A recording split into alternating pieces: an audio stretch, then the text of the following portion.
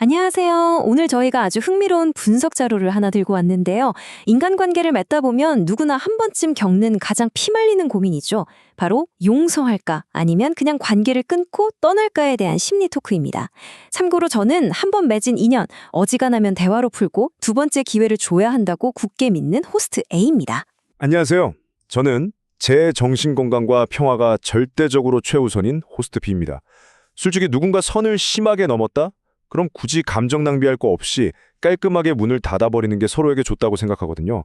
오늘 이 자료들을 쭉 보면서 제 방식이 왜 심리학적으로 아주 합리적인 생존법인지 한번 증명해 보이겠습니다. 와, 시작부터 의견이 팽팽하게 갈리는데요. 오늘 살펴볼 내용은 친구나 연인, 직장 동료 사이에서 실제로 흔하게 벌어지는 단절의 심리를 아주 날카롭게 파헤친 자료입니다.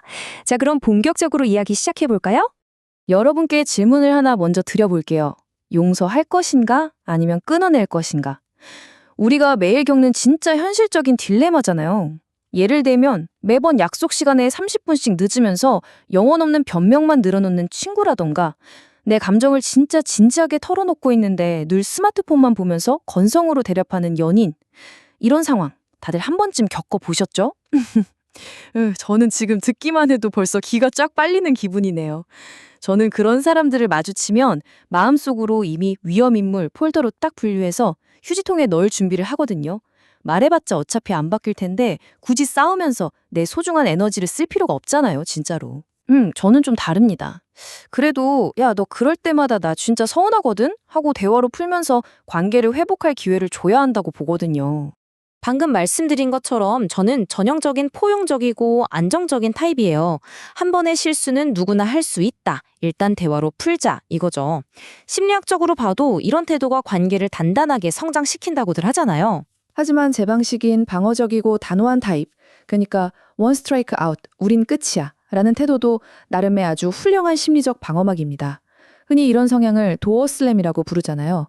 쾅 하고 문을 닫아버리는 거죠. 독성이 있거나 내 경계를 함부로 짓밟는 사람에게서 나를 지키기 위한 아주 명확하고 필수적인 경계선이라고 생각합니다. 자, 그럼 이 조용히 떠나는 사람들의 심리, 이른바 침묵의 장부 속으로 한번 들어가 볼까요? 호스트 A님, 제가 아까 원 스트라이크 아웃이라고는 했지만 사실 저희 같은 사람들이 욱해서 하루아침에 갑자기 관계를 싹 둑 끊어내는 게 절대 아니에요. 겉으로만 평온해 보일 뿐이지 제 머릿속에는 아주 치밀한 4단계 과정이 실시간으로 돌아가고 있습니다. 첫째, 상대방의 무례한 행동 패턴을 가만히 관찰합니다. 둘째, 그걸 머릿속에 있는 침묵의 장부에 하나씩 아주 꼼꼼하게 기록하죠. 3월 5일 약속 늦음, 4월 10일 사람들 앞에서 내 외모 지적함, 5월 8일 내 감정 무시함, 뭐 이렇게요. 와, 거의 회계장부 뺨치는데요? 그런데 세 번째 단계에 있는 사전애도라는 건 정확히 어떤 건가요? 아, 이게 관계 단절의 완전 핵심입니다. 상대방과 겉으로는 직장에서 같이 커피 마시고 웃고 있으면서도 속으로는 아, 이 사람은 나를 끝내 존중하지 않는구나 라면서 혼자서 조용히 관계의 장례식을 치러버리는 거예요. 마음의 기둥이 하나씩 무너지는 거죠. 그래서 마지막 네 번째 단계인 문 닫기를 실행할 때는 이미 슬퍼할 감정이 단 1g도 남아있지 않게 되는 겁니다. 제가 최근에 한 해외 커뮤니티에서 진짜 제 마음을 완벽하게 대변하는 글을 하나 봤거든요. 이렇게 적혀 있었어요. 평생 네 인생에 함께하고 싶다고 생각했던 사람을 잘라내는 것. 근데 고통도 후회도 없이 그렇게 하는 게 완전 기분 좋은 거야. 아니, 평생을 약속한 사람인데 고통도 후회도 없다니요? 들으면서도 정말 서늘한데요. 방금 설명해드린 그 사전 애도 과정을 통해서 혼자서 이미 모든 감정을 쏟아내고 깔끔하게 정리를 끝냈기 때문이죠. 내 에너지를 갉아먹는 사람을 내 인생에서 완전히 잘라내고 나면 놀랍게도 상실감이 드는 게 아니라 아주 압도적인 해방감, 그리고 의도적인 무관심만이 남게 됩니다. 아, 그렇군요. 하지만 남겨진 사람의 입장은 그야말로 지옥입니다. 여기 다른 커뮤니티 글을 보면 토이스토리의 우디가 앤디 손에서 버려져서 끝없는 심연으로 떨어지는 기분이라고 하더라고요.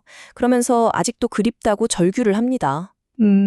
아무런 언질도 없이 어느 날 갑자기 차단을 당한 쪽은 정말 맑은 하늘에 날벼락을 맞은 기분이긴 하겠네요. 맞아요. 남겨진 사람은 그 무시무시한 침묵의 장부가 존재한다는 걸 전혀 몰랐으니까요. 어제까지도 나한테 웃어주면서 다 받아주던 사람이었는데 하루아침에 자신의 존재가 완벽하게 지워진 겁니다.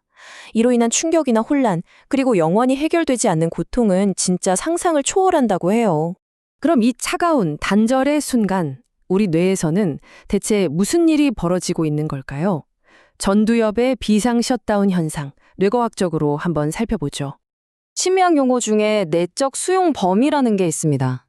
쉽게 말해서 우리가 이성을 잃지 않고 감정을 효과적으로 다루면서 멘탈을 유지할 수 있는 일종의 안전지대 같은 거예요. 그러니까 건강한 인간관계를 유지하려면 서로 옥신각신 의견 충돌이 생기더라도 이 범위 안에서 머물면서 대화를 해야 한다는 뜻이군요. 정확합니다.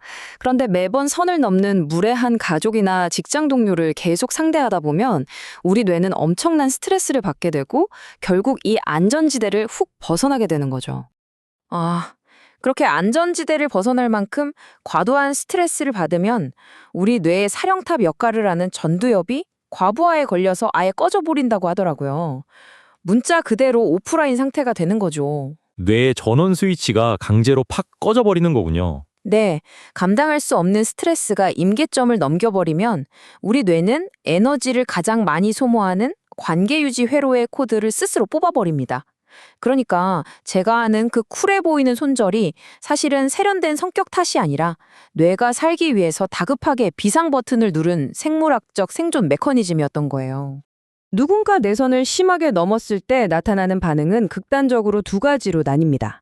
활화산처럼 빵 터지면서 분노하고 패닉에 빠지는 과각성 반응이 있는가 하면요. 저처럼 얼음장처럼 차갑게 감정이 마비되면서 그 상황에서 스스로를 완전히 철수시켜버리는 저각성 상태, 즉 해리 상태로 빠지는 경우도 있는 거죠. 더 이상 상처받지 않으려고 뇌가 마음의 셔터를 아주 굳게 내려버리는 겁니다.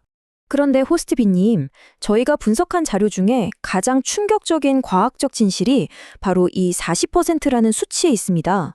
스스로를 보호하겠다고 갈등을 피하고 관계를 싹도 끊어내는 회피 반응을 자꾸 반복하다 보면요. 오히려 새로운 스트레스에 대응하는 전두엽의 회복 탄력성이 무려 40% 이상이나 갉아먹힌다고 합니다. 잠깐만요. 그러니까 제가 제 정신적 평화를 지키겠다고 선택했던 그 깔끔한 손절 방식이 역설적으로 제 뇌를 훨씬 더 예민하고 연약하게 망가뜨리고 있었다는 건가요? 바로 그겁니다. 나중에는 아주 작은 바람소리나 사소한 오해에도 소스라치게 놀라면서 마음의 문을 꽁꽁 걸어 잠그는 일명 겁쟁이 전두엽이 되어버린다는 뜻이죠. 고립을 방패로 쓸수록 신경계는 점점 더 취약해질 수밖에 없어요. 와, 이 데이터를 직접 보니까 저도 진짜 인정하지 않을 수가 없네요.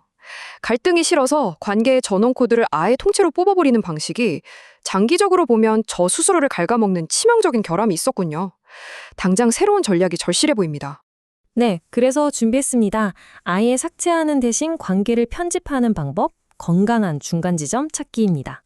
갈등이 생겼을 때 관계를 아예 휴지통에 냅다 버리는 삭제 전략은요, 내 자존감이 방어적이고 취약할 때 주로 나타납니다. 극단적으로 회피한 결과는 결국 끝없는 고립, 그리고 상대방에게 남기는 지독한 충격뿐이죠. 반면에 편집 전략은 자존감이 안정적일 때 가능하군요. 완벽하지 않아도 부딪혀보고 타협하고 수리해가면서 궁극적으로는 유연성을 기르고 둘 다 성장하는 결과를 가져오네요. 관계를 아예 날려버리는 게 아니라 전압을 조절하듯이 건강하게 재설정하는 기술이군요. 그럼 일상에서 구체적으로 어떻게 편집을 해야 할까요? 첫째, 서운한 게 아주 작을 때 바로 나 전달법으로 부드럽지만 단호하게 말씀하세요. 네가 그렇게 말할 때 나는 좀 서운해 라고요. 내 마음속에 폭약이 잔뜩 쌓이기 전에 상대방 손바닥 위에 바로바로 올려놓는 겁니다. 둘째는 그 말을 꺼내는 순간의 어색함을 견디는 것이네요.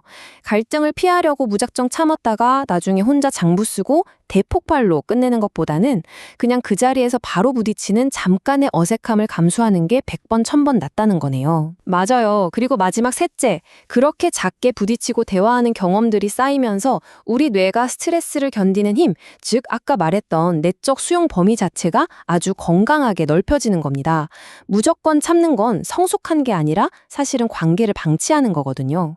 호스트 B, 오늘 이 심리 토크를 쭉 같이 진행해 보니까 겉보기에 쿨하게 휙 돌아서는 것만이 나를 지키는 진짜 정답은 아니었다는 걸 뼈저리게 느낍니다. 무조건 꾹꾹 참는 것도 답이 아니고 저처럼 칼같이 잘라내는 것도 완전한 정답은 아니었네요. 조금 덜컹거리더라도 건강하게 갈등하는 법을 저도 연습해봐야겠습니다. 호스트 A, 오늘 저희가 나눈 이야기들이 여러분의 일상적인 인간관계에 작지만 의미 있는 힌트가 되었기를 바랍니다. 그럼 마지막으로 질문 하나 드리면서 마무리할게요. 나는 한 번만 틀리면 그친 타입인지 조금만 더 용납하는 타입인지 여러분은 어느 쪽이신가요? 지금까지 함께해 주셔서 감사합니다.